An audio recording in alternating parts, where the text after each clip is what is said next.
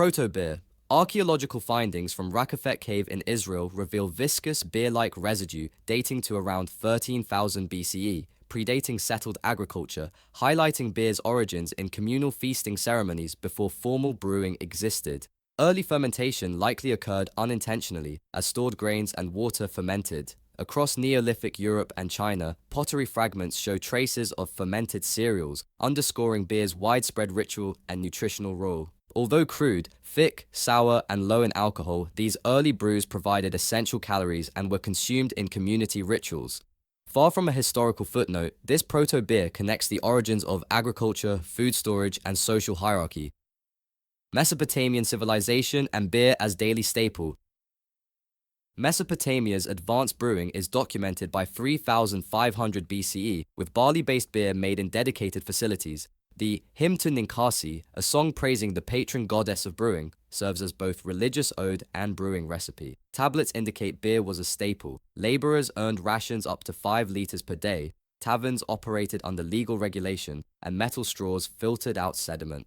Beer appears in the Epic of Gilgamesh, underscoring its place in ritual and social ritual. As civilizational technology, beer played roles in community sustenance, wages, and spirituality. In ancient Egypt, beer was integral to everyday and religious life. Pyramid laborers received about 1.3 gallons daily, liquid bread in caloric terms, while women brewed at home and in temple complexes. Breweries became associated with temple economies and governance, not casual pastime. In Nubia, residues reveal naturally occurring antibiotic compounds like tetracycline in beer, indicative of unintentional health benefits and fermentation's depth. Beer thus played dual roles in nutrition and therapeutic cultures. Beer in Greece and Rome was considered rustic, a coarse drink overshadowed by wine, but it persisted among Roman soldiers and frontier communities. From the 9th century onward, monasteries acted as custodian breweries, innovating preservation and consistency using herbs and spices like hops. Figures like Hildegard of Bingen praised hops' ability to ward off spoilage, underscoring monastic scientific influence. Hops were first cultivated near the Hallertau region in around the year 736 CE, with brewing use documented by 1079 CE and widespread adoption by the 13th century. Hopped beer distinguished itself, offering improved shelf life and bitterness. By the 15th century in Northern Europe, hopped beer overtook traditional fermented ale. Opposition arose. London banned hops as a wicked weed in 1519, but hops prevailed due to regulatory and economic forces. Bavaria's Reinheitsgebot of 1516 codified ingredients: barley, water, hops, yeast added later, both to preserve wheat for bread and curb toxic additives, setting lasting quality standards. Technological advances transformed brewing. Steam power enabled large-scale production. Mechanical refrigeration, courtesy of Carl von Linde in 1870, allowed consistent lagering year-round. Pasteurization, courtesy Louis Pasteur, mid-19th century, improved shelf stability. Thermometers, saccharometers, and pure yeast cultures introduced consistency and safety.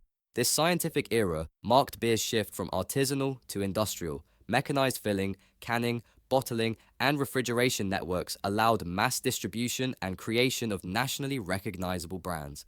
Industrialization brought consolidation. By mid-20th century, global brewery numbers plunged. In Belgium, brewery counts dropped from over 3,000 in 1900 to just 143 by 1980. Consolidation drivers included economic scale, refrigerated lagers, intensive advertising, and global mergers, for example, AB InBev, SAB Miller, Heineken, and Carlsberg. This created globalized, standardized beer markets with diminished diversity.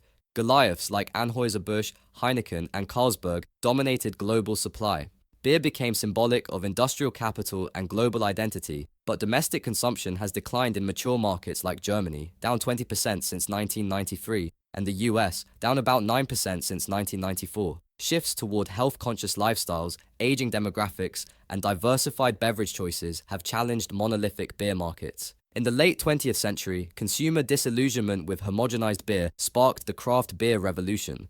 Starting around 1985 in the US, small breweries surged, 3 craft brewers per capita in the UK and Netherlands outpacing Germany and Belgium by 2015. These microbreweries prioritized heritage, flavor diversity, revival of historical styles, sours, gruits, wild ferments, barrel-aged beers, and local identity. Craft beers now represent a cultural shift. personalized taste, community identity, and rediscovery of tradition. Even in Germany, craft experimentation is challenging purity laws, brewers adding fruit, spices, or honey under revised regulations. Today, production exceeds 133 billion litres annually, with hundreds of thousands of breweries globally. Beer drives agricultural economies, tourism like Oktoberfest and beer trails, regional identity like Belgian Trappists and Bavarian lagers, and scientific research like yeast genetics and sustainability. Yet it also faces challenges: environmental stress from water use,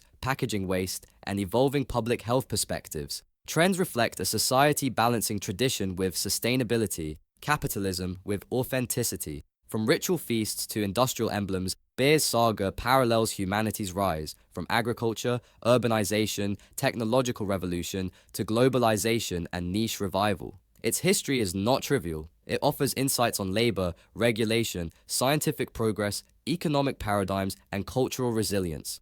Next time you lift a glass, appreciate not just flavor, but millennia of human innovation, community, and culture distilled into a pint.